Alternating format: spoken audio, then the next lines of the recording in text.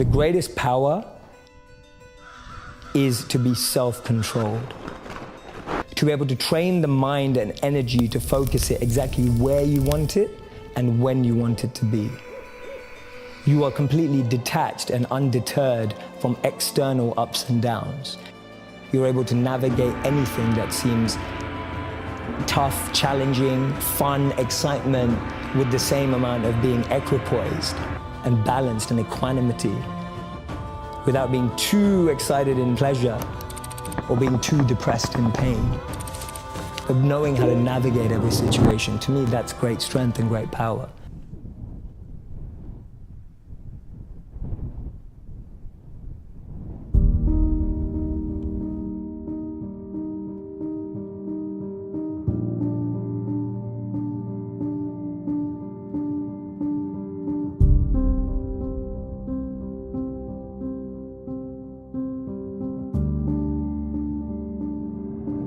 What people don't know about me is that I was suspended from school 3 times for trying out all sorts of things, like things that people would never imagine of someone who goes on to be a monk. I was experimenting with all the drugs in the world. I had multiple relationships. I was really trying to search for some sort of meaning, fulfillment, and as long as I've known, I've been chasing thrill.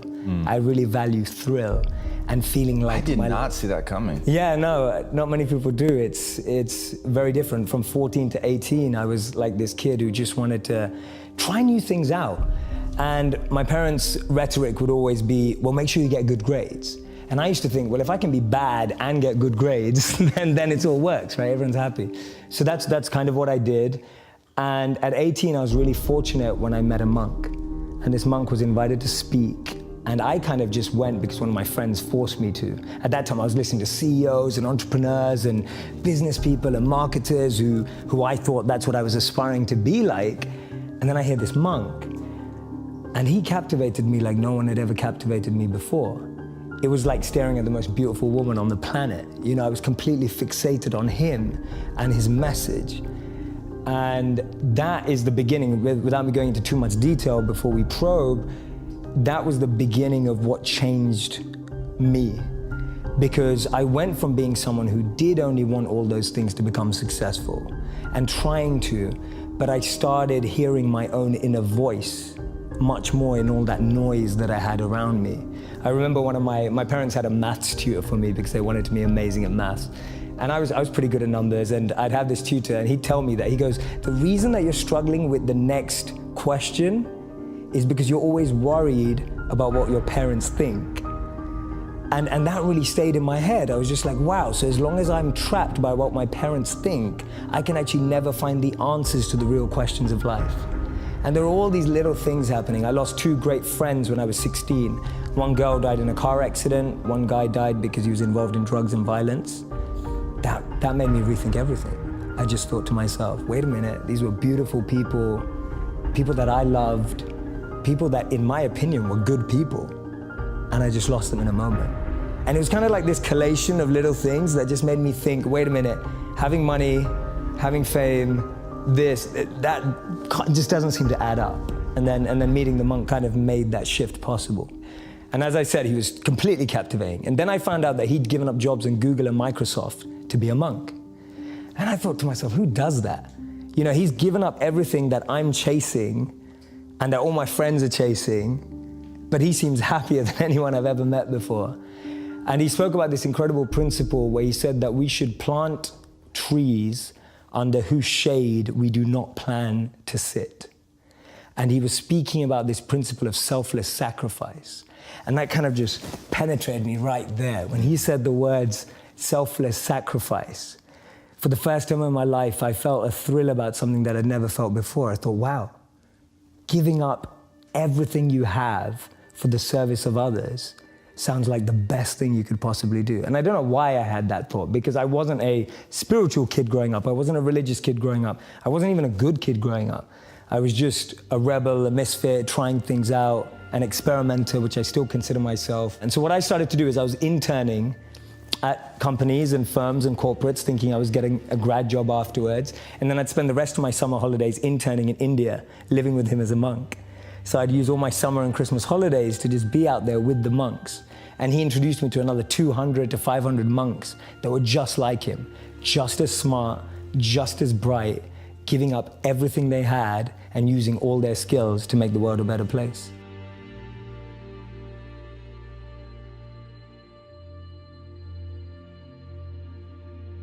I believe the moment was I've always had friends who are older than me. And I could see a lot of them in the most successful careers, successful jobs, beautiful partners, whatever it was. But I saw a sense of lack of fulfillment, meaning, and purpose in their lives. And I've always been an observer, and I would see these people who are like 5 years older than me, 7 years older than me, maybe 10 years older than me. And I'd be watching them and go, is that the life I want? And often the advice I give to people today is fast forward where you are, look at yourself in 10, 15, 20 years time, and ask yourself the question, is that where I want to be? If you're in a company, look at the person who's 20 years ahead of you and ask yourself, is that where I want to be? If you're in a startup, look at where other startups have got to in similar roles and go, is that where I want to be? And if the answer is no, then you need to find a new path. And for me, the answer at that time from observing was no. The path that my parents or society or the university I went to or the community I had that was carving out for me, it didn't feel like the path for me. So I was almost seeking an alternative or a new path. I was just so fortunate that it happened to be an uplifting, powerful path as opposed to something that could have actually taken me down the wrong road, because that could have been possible too.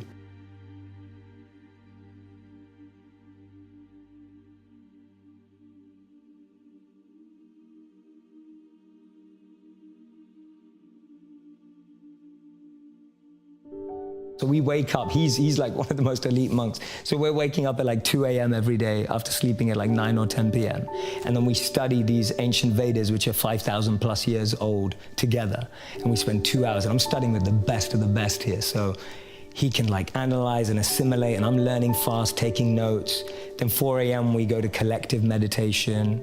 We do those practices with the other monks as well. 6 a.m. we have personal meditation. So I'm literally going through the life of a monk and falling in love with it step by step, going, wow, I've never had this experience before. I just threw myself in and I was practicing it to the T, right? It wasn't like, oh no, my back hurts when I sit on the floor, I can't stay here for too long. Or, you know, today when people are like, oh, I can't meditate for longer than 2 minutes. I was like, no, I'm gonna do it for 2 hours. If that's what they're doing, I'm gonna give it a go. Because I can only test, the hypothesis will only be true if the experiment is carried out to the degree that they are. So if the hypothesis is, if you live like this, you'll be happy, more fulfilled, then I wanna do that. I think even one step before that is opening yourself up to new role models and new experiences. See, we live in echo chambers. We're just surrounded by the same thinking. How often do you bump into a monk? You know, it just doesn't happen. No one has a dinner party and goes, oh yeah, we just invited the monk, you know, from town, like the local monk. Like no one ever does that. And so we meet people who are just like us most of the time. And we talk about this in business all the time. If you want to be a billionaire, spend time with billionaires. If you want to be a millionaire, spend time with millionaires. If you want to be a tech startup, spend time with, you know, that's the common rhetoric that we hear all the time. But what if you want to find purpose and master the mind? There's no one better than a monk who's mastered the mind. So for me, the first step is just opening yourself up to new experiences and new role models. Because most of us can't see ourselves in people, so then we try and fit ourselves into the boxes that we do see.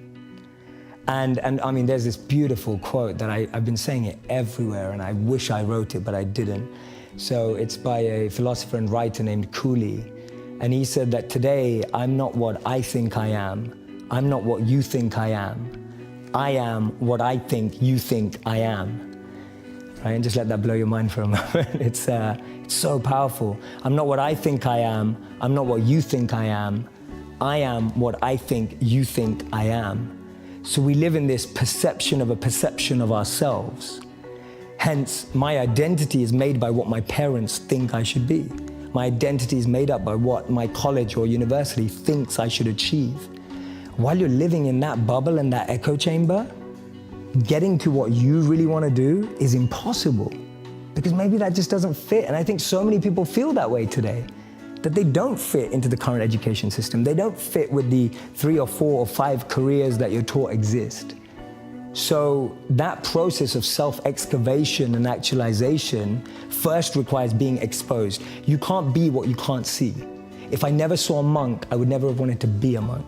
If I never meet a billionaire, I wouldn't want to be one, because I wouldn't know what that feels like. I don't know what it looks like. I don't know what it takes. And I think that's the biggest challenge of our society, that we're not exposed. So that's the first step, being exposed to unique experiences and role models. Second step is finding that experience or role model that you're passionate about, and exactly like you said, taking it seriously. Shadow them, network with them, spend time with them, observe them, even from afar. It takes that observation, being addicted to observing that person's lifestyle. And then the third step is going yes or no. Does that work for me? Not everyone who's going to go off and become a monk is going to feel like the way I did, and that's cool. But not everyone is going to go and follow and shadow a billionaire and go, that's exactly the lifestyle I want. They may want the result, but do they want the hard work that goes with it? And so for me, that's the third step. It's observing, focusing, shadowing, getting as close to the process of that individual, and then going yes or no. Do I want that process? Not do I want the result? Everyone wants to be that monk who's fully enlightened, you know, can walk through, has an incredible aura that people just gravitate towards. But when you realize he has to wake up at 2 a.m. every day and sleeps about 4 to 6 hours, you're like, you know, I don't want to do that. That doesn't sound like me.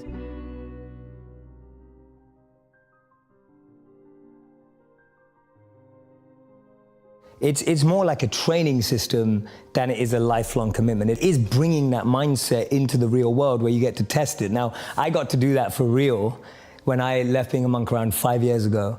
And when I left, it was like, oh my God, I'm in the real world now again. Real world. I have to think about how to apply all this. I'm gonna test for real all this stuff that I've learned. And I was scared. Like, I was nervous, I was anxious, and all those things that I've been trained not to be rushed back. Because for the first time in my life, I had to really put it into practice. And I love that feeling. I'm so glad that I had to do that. So for me, actually, the mindset is completely trainable to bring into the real world. That's what I'm trying to do. And what it allows you to do is, it allows you to gain clarity and perspective when you need it. Because you know when you can just take a bird's eye view from something. You know when you need to get close into something. You know when you need to pull back from something. There's a beautiful verse in the Bhagavad Gita that says that detachment is not that you own nothing. Detachment is that nothing owns you. And I love it, because to me that summarizes detachment in a way that it's not usually explained. Usually people see detachment as being away from everything. Actually, the greatest detachment is being close to everything and not letting it consume and own you. And that's real power, that's real strength. How many people do we know that have had fame and then that fame has ruined them? So for me, that definition of detachment is possible to practice even in the real world, rather than saying, oh, I'm just gonna have a really simple life, I'm just gonna have nothing in life. The best part about being a monk is that your morning routine and practices are so powerful that you can actually aspire for more incredible values in life. Because your mind is clear. Because your mind is clear, and you have that ability to have more clarity so you can seek that which is higher. So I'll give an example of what I mean. Define, is that what you're about to define? What is higher? Yes, exactly. So for me, being able to overcome ego, being able to overcome envy, being able to overcome jealousy, being able to overcome the negative of competitive state. There's a positive competitive state and there's a negative competitive state. Today, when people are looking on Instagram or Facebook or YouTube, all you're looking at is, oh, she got that many likes, or he got that many likes, she got engaged, or he got married, or, oh my God, look at her body, or look at that. And it's like, that stuff's destroying us inside. Envy, jealousy, ego, greed. To be able to have enough clarity to purify yourself of those things is gonna alleviate the biggest anxieties and depressions of our time and mental health problems. And we know that. We know that because all the mental health research today suggests that things like isolation, overexposure, we now can have more pain consumption in one day because of what we're exposed to than the pain we would have had in a lifetime. That's huge. Like that's ridiculous to think that in one day, because of the media, news and social media, we consume more negative than we did in a lifetime. For me, being able to have time, energy, and clarity to focus on self-purification, that is the best thing about being a monk. Because you have that time, reflection, and a process, and an environment that only allows you to become more purified of those things.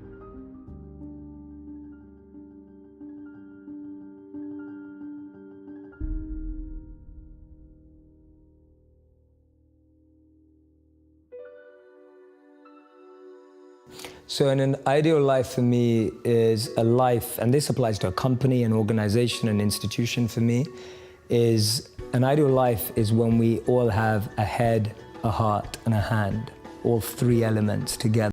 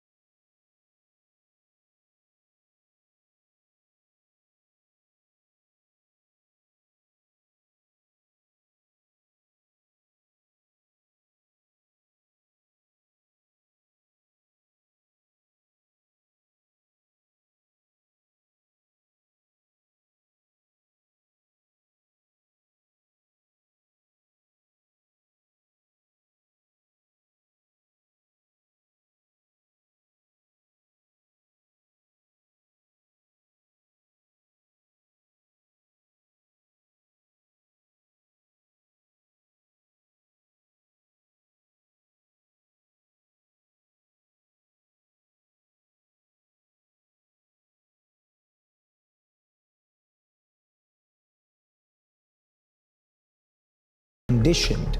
Those default elements are all there because of habit and continuous practice.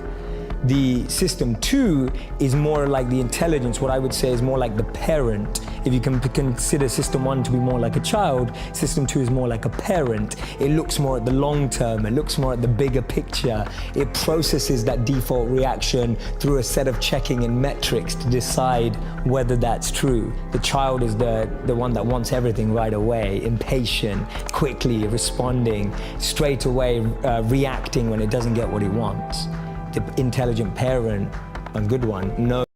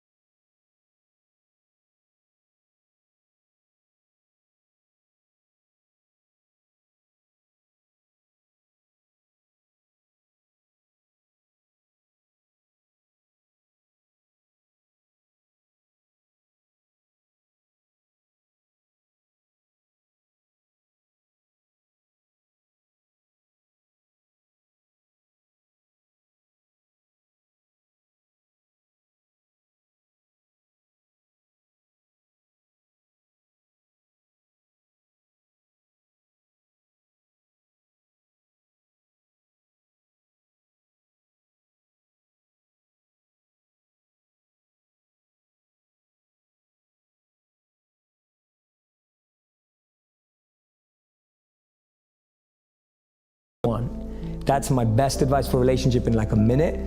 And then the third question I mostly get asked is, Jay, what do you read? Like, what are your favorite books? Because it seems you read a lot. What are your top 3 books? They're not groundbreaking in the sense that people may not be like, oh my God, that's the best book I've ever read. For me, they changed my life. So that's where I'm coming at a point from. I love Start With Why by Simon Sinek. And not because I applied it to businesses, because I applied it to my life. And even today, I'm constantly refining my why. That's all I do every day. My deepest morning routine and practice is to refine why I do what I do. It's so easy for me to now do it for money. It's so easy for me to now do it for followers. It's so easy for me to now do it for fame. And every day I have to refine that, because I know, having lived as a monk and what I practice, that if those become what I want, then I'll forget who I need to be. So my daily practice and my daily routine is refining my intention, which in modern language is why. So for me, Simon's book helped me do that. The Bhagavad Gita, which I would love to do for Vedic knowledge, what Ryan's done for Stoicism. And the Bhagavad Gita, over 5,000 years old. And that book really exemplifies human challenge. Third book, I'd say this one's gonna be hard because it's the last one. Let me think.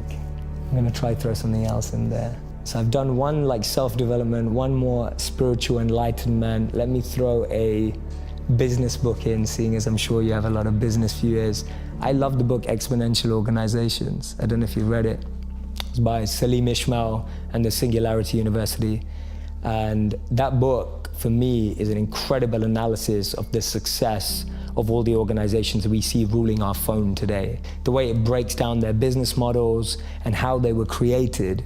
To me, it's fascinating. So if anyone really wants to start up an exponential business today, then that's where they have to go. And that's when Peter Diamandis said that if you want to be a billionaire, redefining it as someone who impacts the lives of 1 billion people. And that's what that business book is really about, is how do you create an exponential organization that positively impacts 1 billion people. So those are my 3 for today.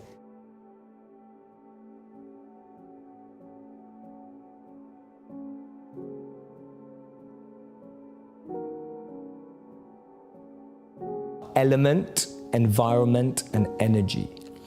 Everyone has an element that they thrive in. If you take someone out of it, their element, they won't be the same. A modern day example would be Michael Jordan. He was incredible at basketball. You took him out of basketball, put him into baseball, no one remembers his career. We're talking about one of the best athletes of all time. Your environment is the environment around you. You can take a fish out of water and give it a beautiful mansion and a Bentley and all the money in the world, but it will die. And that's what we are, like our environment. Everyone needs an environment which they thrive, which we have to craft. Your boss, if you're at work, is never gonna ask you, hey, what environment do you succeed in, right? Like, that never happens. So we have to create an environment where we thrive. And then finally, it's energy. Some of us love high energy environments, high pressure. Some of us succeed in low energy environments and low pressure. Figuring out your energy and the frequency on which you operate best will help you thrive as well. So for me, those are the 3 E's to really create a thriving environment. Know your element, know your environment, and know your energy. And so at all times, if I see anything going wrong, I'm going, is my element out of alignment? Is my environment out of alignment? Or is my energy out of alignment? And that's a great 3-question test you can do to yourself when you don't think things are going right. And all you have to do is bring that back into alignment. I love that. All right, so, what's the impact that you want to have on the world? I think you've said it so beautifully so many times and shared my vision, which is wonderful. And it's wonderful to know that we share the same thing. It's making wisdom go viral. There's an incredible study in 2017 that said the most successful people in the world, healthy, wealthy, and wise, choose education over entertainment. The impact I want to have on the world is I want to transform and revolutionize the entertainment industry so that it becomes educational without anyone knowing. So it's still completely entertaining. It's still like watching Netflix, but you're learning about human behavior, the mind, neuroscience, and everything without even knowing you are. To me, that's the greatest win that we can have for our society. How many people are going to quit watching Netflix and reading a book every night? I don't know. But if we can make that book come to life on Netflix, that's going to change the world. because that's what people are going to consume. So for so long, media has been used to numb people, to switch people off. If we can use it to excite, elevate, enlighten people, not by like the cheesy way of like, oh, let's follow someone through their journey of enlightenment. It's not like that kind of stuff. I mean like really entertaining programming where you can learn by being entertained at the same time. If I can do that by changing the most powerful industry in the world, then I will feel that I've had somewhat of an impact. Because that way I think we'll reach the world without having to get everyone to change their habits too much. My thing is, how do we meet people where they are and really deliver a message and a powerful expression of love? And to me, that's the highest form of compassion. The highest form of empathy, love, and compassion is to meet people where they already are, rather than expecting them to change. And yeah, that's the impact I'd like to have on the world. So fingers crossed, with your help, with the help of everyone who's watching, you know, it's going to be a team effort. I can't do it on my own, I'm not expecting to. But yeah, that's the impact I'd like to have on the world.